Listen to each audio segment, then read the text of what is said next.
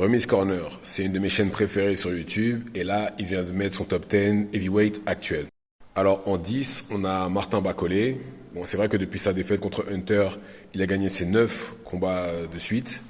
Mais personnellement, j'aurais peut-être mis, bon même si je suis pas spécialement fan non plus, mais Jared Anderson. Pourquoi? Parce que Jared Anderson est beaucoup plus actif et je pense qu'il mérite plus que Martin Bacolé d'être dans ce top. Sachant que Martin Bacolé est plus vieux, d'avoir 31, 32 ans. Et théoriquement, il a pas step up. Et pour moi, c'est la faute de son management. Enfin bref, c'est une longue histoire. Philippe Ergovic, 9e.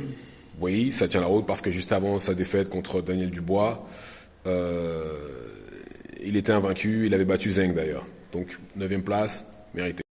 Par contre, là, j'aurais changé. J'aurais sûrement mis Kabayel en dessous de Joe Joyce et Dubois à la place de Kabayel.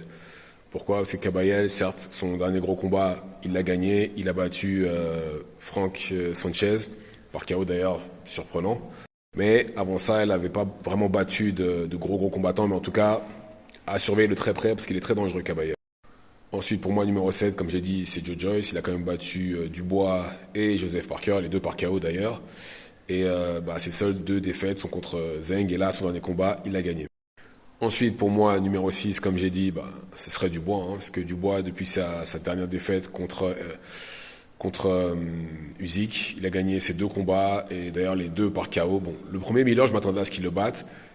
Et Ergovic, je pensais qu'il le battrait, mais pas par KO par contre. Bravo à lui. En tout cas, numéro 6, bien mérité. Ensuite, numéro 5, Zhilei Zhang, oui, tout à fait. Il a perdu contre Joseph Parker. Ok, mais par contre, il a mis KO de bronze bomber Wilder, qui est un ancien champion, et il a stoppé Joe Joyce 2 fois sans le moindre problème. Alors, par contre, si on est vraiment objectif et qu'on se base, on va dire plus ou moins sur les 5 derniers combats, je pense que Joseph Parker mérite plus la 3e place que Anthony Joshua. Pourquoi? Parce que regardez le niveau de compétition. Joshua a battu Otto Wallin, Jermaine Taylor, je crois, enfin Jermaine, quelque chose comme ça, Elenius et Francis Ngannou. Personne vraiment top. De l'autre côté, Parker a battu Zeng. Zeng très bien placé.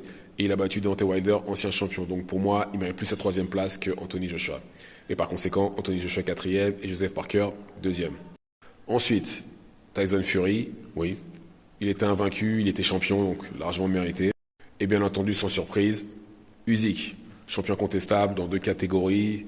Il a battu Joshua et Fury, qui sont tous les deux dans la liste. Et Dubois aussi, qui est dans la liste. Donc oui, c'est largement mérité. Dites-moi ce que vous en pensez dans les commentaires, et c'est tout pour moi.